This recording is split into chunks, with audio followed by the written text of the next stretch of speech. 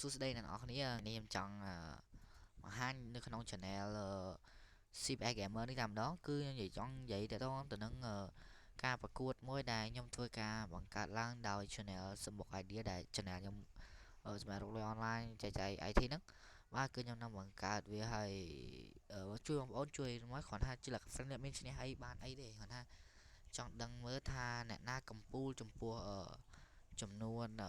8ក្រុមបាទចំនួន8ក្រុមដែលអាចថាខ្លាំងជាងគេបាទអញ្ចឹងចំពោះថ្ងៃនេះខ្ញុំគ្រាន់ចង់បង្ហាញទៅនឹងការប្រកួត friendly match មិនថាការប្រកួតមិត្តភាពទៅក្នុង Van Glory ចាប់ពីថ្ងៃ25ខែ2តែបើសិនជាអត់តគ្រប់មនុស្សទេគឺខ្ញុំនឹងពន្យាពេលវាបាទដល់ខែ3អីចឹងទៅណា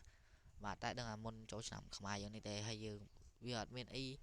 បាទអីទេគ្រាន់គ្នាវាតិចគ្រាន់ថាទាំងអស់វា24នាក់អញ្ចឹងរកបាន5-10នាក់ហើយ5-10នាក់ហ្នឹងខ្ញុំឲ្យគេបង្កើតក្រុមអីតាមតើគេសេឈ្មោះស្អីតែខ្ញុំតបានសេចូលណាបាទខ្ញុំទៅឲ្យគេសេចូលអីចឹង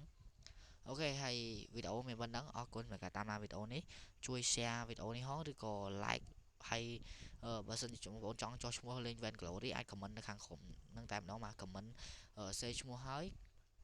យើងអាចថារកគ្នា3នាក់មកបាទរកគ្នា3នាក់ហើយយើងអាចសរសេរឈ្មោះក្រុមឲ្យខ្ញុំហើយសរសេរឈ្មោះ3នាក់នឹងឲ្យហើយខ្ញុំនឹងបង្កើត event ឲ្យបងប្អូន add ចូលគ្នាបាទ add ចូលគ្នាដើម្បីធ្វើការប្រកួត